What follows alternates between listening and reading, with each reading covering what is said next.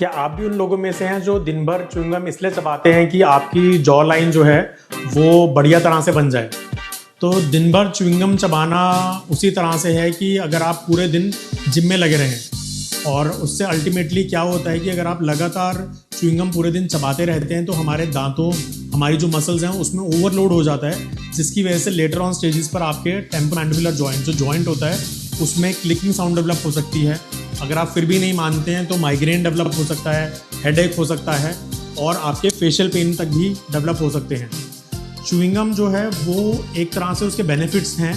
But अगर आप लगातार च्युइंगम चबाते रहते हैं तो उसमें नुकसान ज़्यादा है as compare to benefits.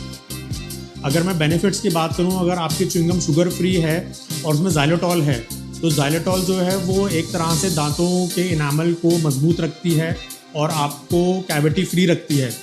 But chewing gum के अंदर सॉर्बिटॉल भी एक अल्कोहल होता है, जिसको अगर आप लंबे समय तक चबाते रहते हैं तो ये एक तरह का डाइजेस्टिव इशू भी क्रिएट कर सकता है, आपके पेट में प्रॉब्लम भी क्रिएट कर सकता है। सिमिलरली अगर आप दिन भर च्युइंगम चबाते रहते हैं तो जब आप चबाते हैं तो आप मुंह से ऑक्सीजन भी लेते रहते हैं, तो ऐसे पेशेंट्स में डाइजेस्टिव इशू, ब्लोटिंग जो होती है, पेट में ब्लोटिंग की शिकायत भी डेवलप हो सकती है। तो मैं आपसे यही कहूँगा कि च्युइंगम है वो कभी के बाद खाना तो ठीक है, या फिर अगर आप कोई खाना खाते हैं, मील्स लेते हैं, उसके बाद 5 से 10 मिनट के लिए आप च्युइंगम, खासकर जिसके अंदर ज़ाइलोटॉल है, वो तो रिकमेंडेड है। बट अगर आप पूरे दिन च्युइंगम अपने स्टाइल की वजह से चबाते रहें, अपनी जॉ लाइन बनाने की वजह से चबाते रहें, तो ये नुकसान ज़्यादा करेगी एज़ कम्पेयर टू आपके बेनिफिट्स के लिए।